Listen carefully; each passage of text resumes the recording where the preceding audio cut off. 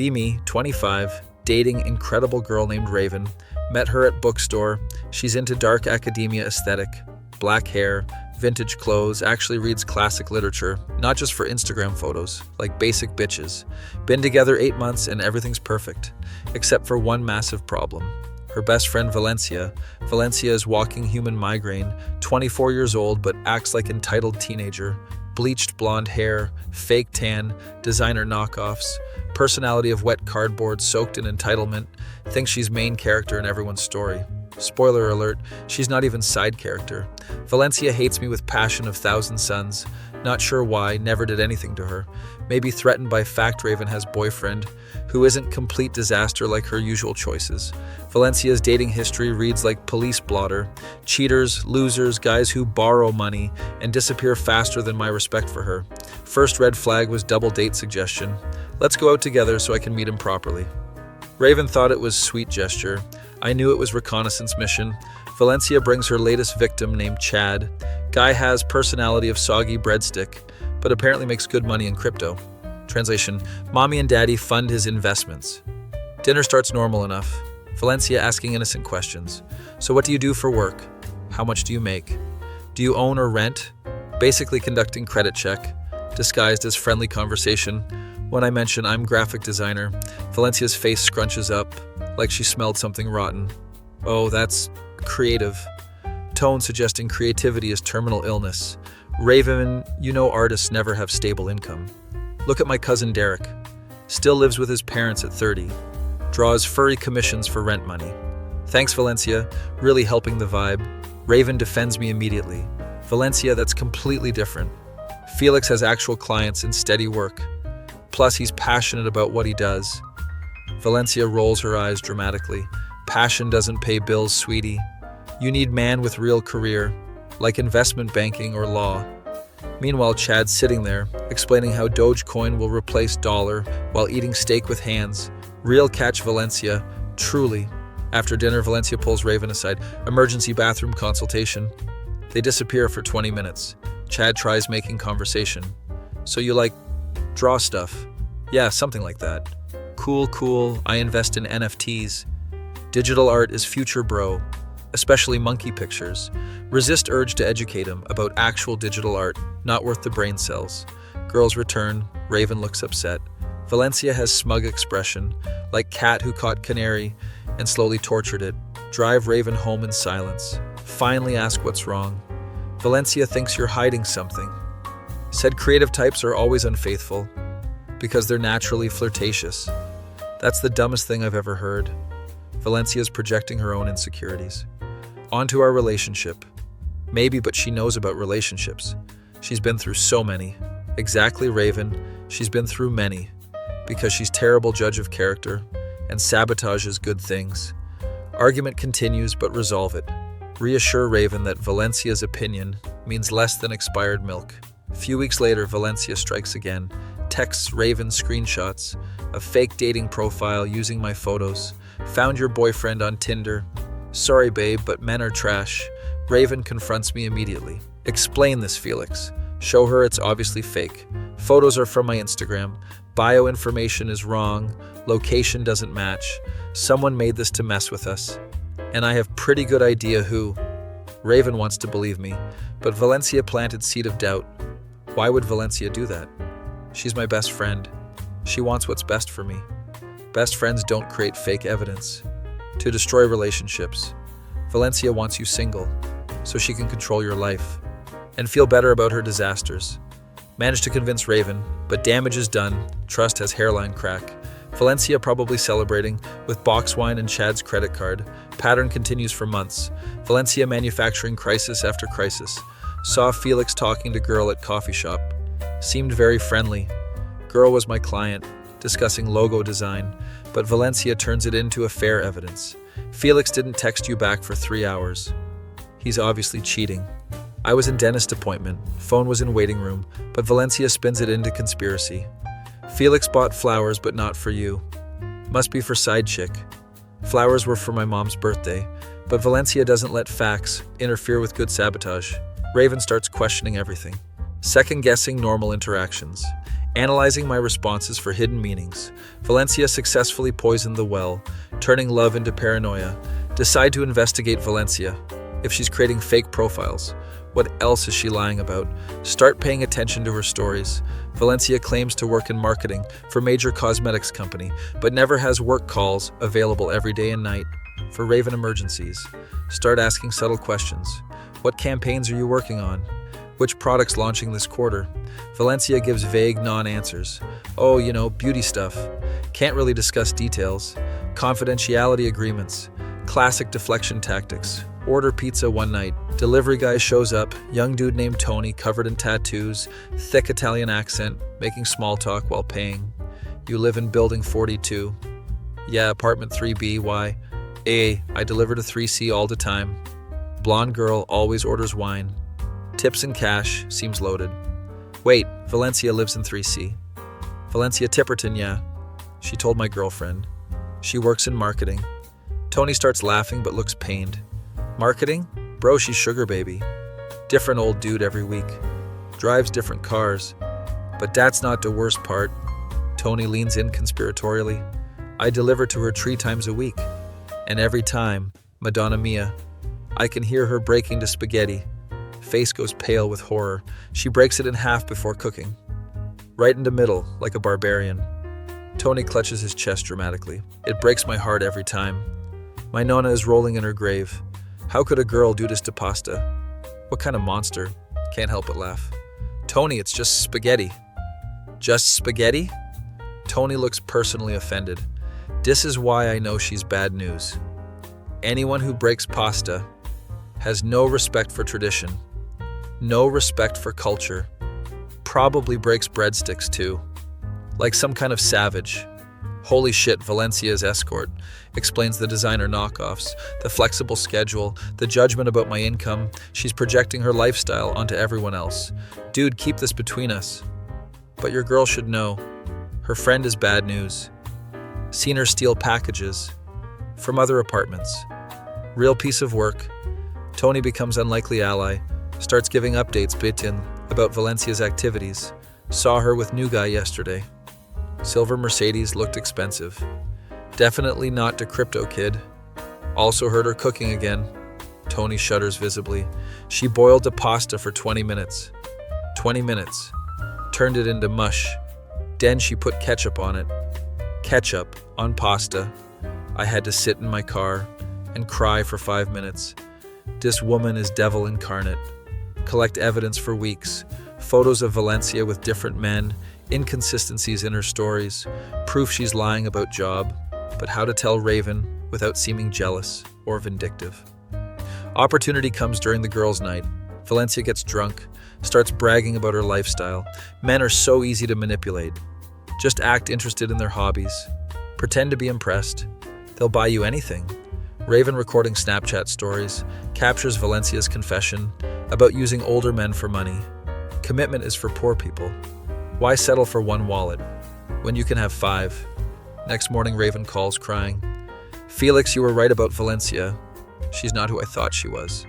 Last night, she basically admitted to being professional gold digger, and she said horrible things about relationships and love. Validation feels good, but Raven is genuinely hurt. Losing friend is painful, even when friend is toxic. I'm sorry you had to find out. This way, Raven, but you deserve better friends. Friends who support your happiness, not sabotage it. Raven starts cutting Valencia off. Valencia doesn't take it well, starts harassment campaign, calling and texting constantly. You're making huge mistake. Felix is manipulating you, turning you against your friends. This is classic abuser behavior. Irony is thick enough to cut with knife. Valencia projecting her tactics onto me. Final confrontation happens. At Raven's apartment, Valencia shows up uninvited, demanding explanation. Why are you ghosting me? We've been friends for years. Some guy shouldn't come between us. Raven finally stands up. Valencia, you lied about everything. Your job, your lifestyle, your intentions. You tried to break up my relationship with fake evidence and manipulation. That's not what friends do. Valencia's mask slips completely. Fine, you want truth? I was protecting you from making same mistakes I did. falling for broke loser who can't provide lifestyle you deserve. You could do so much better, like my clients. They have real money, just admitted to prostitution, while insulting my financial status. Real class act. Valencia, get out. And don't contact me again. You're toxic and delusional. I choose my own relationships, not you. Valencia storms out, but not before final insult. You'll regret this. When you're eating ramen, in studio apartment, while I'm in penthouse, enjoying real success. Door slams dramatically. Raven collapses on couch exhausted. Why didn't I see this sooner? She was always selfish. But I thought she cared about me. Toxic people are good actors. They show you what you want to see, until they don't need to anymore. A few days later, Tony delivers pizza again. Heard the drama upstairs. Valencia moved out overnight. Left owing 2 months' rent. Landlord is pissed. Also, she stole Mrs. Chen's packages. Again. But most importantly, Tony crosses himself. No more spaghetti breaking. The building is finally at peace. My Nona's spirit can rest. Sounds about right. Thanks for the intel, Tony. Anytime, bro. Glad you got rid of her. She was bringing down property values and committing crimes against Italian cuisine. Tony tips his cap, walks away like neighborhood hero, muttering "Mamma Mia" under breath. Most unlikely wingman ever, but effective nonetheless, and passionate about pasta integrity. 6 months later, Raven and I stronger than ever. She's made new friends, actual supportive people who celebrate our relationship instead of sabotaging it. Get engagement ring, planning to propose next month. Raven deserves someone who fights for the relationship, not against it. Valencia sends occasional texts from different numbers. Miss you, bestie. New guy treats me amazing. You should leave Felix and come party with me. Raven blocks each number, no longer falling for manipulation. Learn to recognize red flags. Thanks to Valencia's masterclass in toxic behavior, sometimes bad friends, teach you what good friends look like by being horrible example. Valencia accomplished opposite of her goal, made our relationship stronger by trying to destroy it. Irony is a beautiful thing, especially when served with side of karma and Tony's pizza wisdom. Be me, Feminon, 24, working at digital marketing agency. Job is boring but pays bills and coworkers are mostly tolerable. Then new hire Noah joins our team. 26 years old, thinks he's God's gift to women. First day he walks in wearing too much cologne and confidence that's completely unearned. Immediately starts hitting on receptionist. Hey beautiful, Noah's the name. Charms my game. Who talks like this unironically? Apparently Noah does. Receptionist looks physically uncomfortable, gives polite smile and turns back to computer. Noah takes this as positive sign. She's totally into me, tells everyone within earshot. Did you see how she smiled? That's what we call green light energy. No, Noah, that's what we call customer service. Get assigned to same project team. Noah immediately assumes we're best friends because we're both young and cool. His words, not mine, starts texting me constantly. Good morning, work wife. Ready to crush this Tuesday. Bet you can't wait to hear my weekend stories. Spoiler alert, I absolutely can wait. Preferably until heat death of universe. Noah loves talking about his dating life, which consists entirely of Tinder matches, who ghost him after first message. Matched with total dime piece last night. Shows me screenshot. Girl is clearly way out of his league. Sent her my best opener. Are you a parking ticket? Because you've got fine written all over you. Hasn't responded yet, but she's probably busy. Noah, it's been 3 days. She's not busy, she's horrified.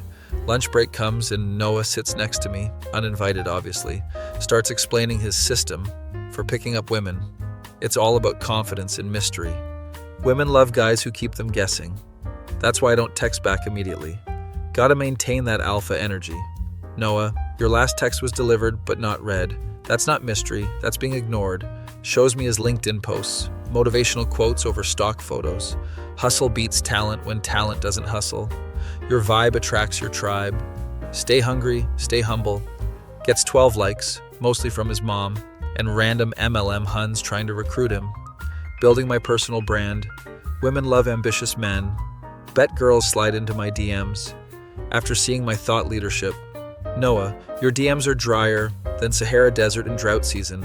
Project meeting starts. Noah tries to dominate conversation with buzzwords he learned from podcast. We need to think outside the box. Disrupt the paradigm. Leverage synergistic solutions. Boss looks confused. Noah, we're designing email template, not revolutionizing entire industry. Noah nods seriously. Exactly. That's the mindset difference. Between leaders and followers. Everyone else exchanges glances. I die a little bit inside after meeting Noah, corners me. Did you see how I commanded that room? Total big dick energy. Bet boss is intimidated by my vision. Boss thinks you're idiot, Noah. We all think you're idiot. But sure, intimidation. Noah starts bringing me coffee without being asked. Thought my work bestie needed caffeine boost. Coffee tastes like burnt sadness. Made it extra strong. Just how strong women like it. Noah, I like my coffee like I like my coworkers, not interacting with me unnecessarily, tries to plan team bonding activities, aka excuses to hang out. We should do escape room, test our collaboration skills, or mini golf tournament. Loser buys winner dinner. Noah, this isn't summer camp. We're coworkers, not besties. Starts sharing personal details. Nobody asked to hear. Went on date last weekend. Girl was totally into me. Kept laughing at everything I said. What's her name? Didn't catch it. But the connection was real. Noah, she was laughing at you, not with you. Big difference. Shows me dating app screenshots. His bio is literary masterpiece. Entrepreneur mindset, crypto investor. Looking for ride or die queen. No drama, no games. Can handle my success. Noah, you work entry-level marketing and live with 3 roommates. What success exactly? Photos are even worse. Mirror selfies at gym, car selfie with sunglasses, group photo where he's barely visible, classic fuckboy starter pack, but executed poorly. Girls can't resist the mystery. That's why I don't smile in photos. Creates intrigue. Noah, you look constipated, not mysterious. Big difference again. Office party happens. Noah sees it as hunting ground. Time to show these ladies what real man looks like. Spends entire night bothering women from other departments, using same terrible lines. Did it hurt when you fell from heaven? Because you look like an angel. Watching secondhand embarrassment is actual torture. Girl from accounting walks away mid-sentence. Noah turns to me. She's playing hard to get. Classic technique. Makes the chase more exciting. Noah, she literally said, please leave me alone. That's not playing, that's direct communication. Monday morning, Noah recaps weekend. Went to club Saturday night. Had to beat women off with stick. Too many to handle. What happened? Well, this one girl looked at me, definitely checking me out, but I was too busy being mysterious to make first move. Noah, you stood in corner, drinking overpriced beer, looking miserable. That's not mysterious, that's antisocial. Starts asking about my dating life. Any guys worthy of my approval. Gotta make sure they're good enough. For my work wife. Noah, we are not married in any capacity. You are not my protector. You are an annoying coworker who overshares constantly. Tells me about his investments. Bought Dogecoin at peak, lost half his savings. Just temporary dip. Diamond hands, baby. Crypto is future. Fiat currency is dead. Noah, your portfolio is redder than communist flag. Maybe try index funds, like actual adults. Brings lunch from home, always same sad sandwich. Meal prepping like boss. Optimization mindset. Saving money for important things. Like what? New cologne and gym membership. Noah, you smell like desperation, and your membership is Planet Fitness. Aim higher. Starts using corporate buzzwords in casual conversation. Let's circle back on those weekend plans. I'll reach out to some contacts. See if we can leverage synergies. Noah, we're discussing whether to order pizza, not merging companies. Relax with the jargon. Coworker from design team. Cute guy named Marcus. Asked me to lunch. Noah immediately jealous. That guy's bad news. I can tell by his vibe. You need someone more mature. Someone with vision. Noah, Marcus has art degree and actual personality. You have neither. Stay in your lane. Lunch with Marcus goes great. Come back smiling. Noah notices immediately. How was lunch? Seemed pretty cozy. Just want to make sure he respects you properly. Noah, you are not my dad or my boyfriend or anyone with relevant opinion. Mind your business. Starts bad-mouthing Marcus. Design guys are flaky. No real career prospects. You need businessman. Someone with ambition. Someone like me. There it is. Noah's master plan revealed. Thinks he's playing long game, being friend first, then swooping in like romantic vulture. Marcus asked me to dinner. Say yes because he's sweet, and not Noah. Noah finds out through office gossip. Can't believe you're dating that guy. Thought you had better taste. When he breaks your heart, I'll be here to pick up pieces, babe. Noah. The only thing you'll be picking up is unemployment check. If you keep this shit up, dinner with Marcus amazing. He's funny, smart, normal, doesn't refer to himself in third person, or mention Riz unironically. Come to work Monday glowing. Noah's mood visibly sours. So things are serious. With Design Boy, just seems rushed. Maybe you should play field more. Noah, I'm not playing anything. I'm dating someone I like. Novel concept for you. Noah's behavior gets worse, starts undermining my work. Project could use male perspective. Maybe I should take lead, bring some testosterone energy. Boss shuts him down immediately. Noah, sit down. Women manage projects. Before you were born, learn something. Noah's face turns red, mumbles about woke culture and reverse discrimination. Buddy, you're not being discriminated, you're just incompetent. Big difference. Final straw comes during presentation. Noah interrupts my section. Actually, what she means is, proceeds to mansplain. My own work to me. Entire room goes silent. Boss looks murderous. Noah outside now. While they talk, I finish presentation. Perfectly fine without Noah's help. Noah comes back sheepish, pulls me aside later. Sorry if I overstepped. Just trying to support you. Thought you needed backup. Noah, I needed you. To shut up and let me work. That's what I needed. Marcus picks me up after work. Noah watches from the window, like creepy neighborhood watch. Texts me later. Saw you leave with him. Just want you to be safe. Text me when you get home. Noah, you are not my emergency contact or my keeper. Stop tracking my movements. Like deranged stalker. Next day, Noah brings flowers. Apology bouquet. For any misunderstandings. Flowers are gas station quality, wilted and sad, like Noah's prospects. Thought these would brighten your day and show how much our friendship means to me. Noah, these flowers look like they died from secondhand embarrassment, just like I'm dying from your constant attention. Marcus stops by to visit. Noah, immediately territorial, puffs out chest, tries to intimidate. So you're the boyfriend. Heard a lot about you. Hope you're treating her right.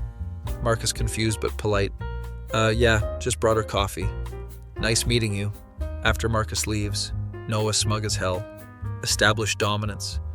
Showed him who's boss around here. Bet he thinks twice before disrespecting you. Noah, the only person disrespecting me is you with your constant existence in my personal space. HR finally gets involved. Apparently multiple complaints about Noah's behavior, not just from me. Creating hostile work environment, inappropriate personal boundaries, unprofessional conduct. Noah gets written up, acts like victim, can't even be friendly anymore, without someone crying harassment. Generation snowflake. Noah being friendly doesn't involve stalking or undermining colleagues. Learn the difference. Noah's behavior improves slightly, under threat of termination, still delusional though, they're just jealous of our connection. Office politics are toxic.